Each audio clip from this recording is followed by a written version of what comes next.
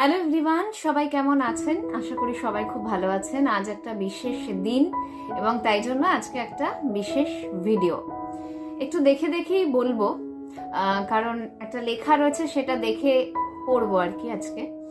আর আশা করি সবাই খুব ভালো আছেন এবং সরস্বতী পুজো সবাই খুব ভালোভাবে কাটান, এটাই চাই।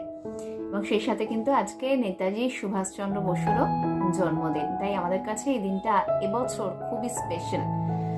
আর তাই এই বিশেষ উপস্থাপনা। আজ 23শে জানুয়ারি, ক্যালেন্ডারের পাতায় একটি তারিখ নয়, বাঙালির হৃদয়ে আজ এক গভীর আবেগের দিন। আজ জ্ঞানের দেবী সরস্বতীর আরাধনা। সাদা হলুদের শান্ত রঙে ভরে ওঠে মন। বইয়ের পাতায় বিনা তারে শিশুর কণ্ঠে জেগে ওঠে শুদ্ধতার সুর।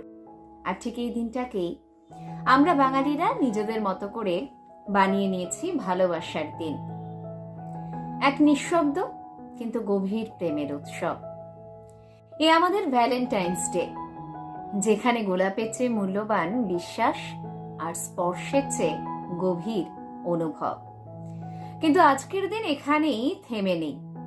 আজ এমন এক মানুষের দিন যার জন্ম মানেই সাহসের জন্ম, যার শ্বাসে ছিল আগুন আর স্বপ্নে ছিল স্বাধীনতার নীল আকাশ।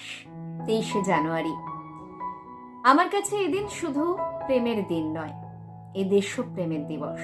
যে প্রেম নিজের জন্য কিছু চায় না, সব কিছু দিয়ে দিতে জানে দেশের জন্য।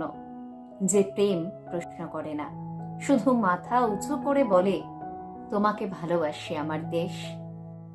আজ দেবী সরস্বতীর আশীর্বাদে জাগে জ্ঞান, ভালোবাসায় জাগে হৃদয়, আর নেতাজি স্মৃতিতে জাগে আত্মমর্যাদা।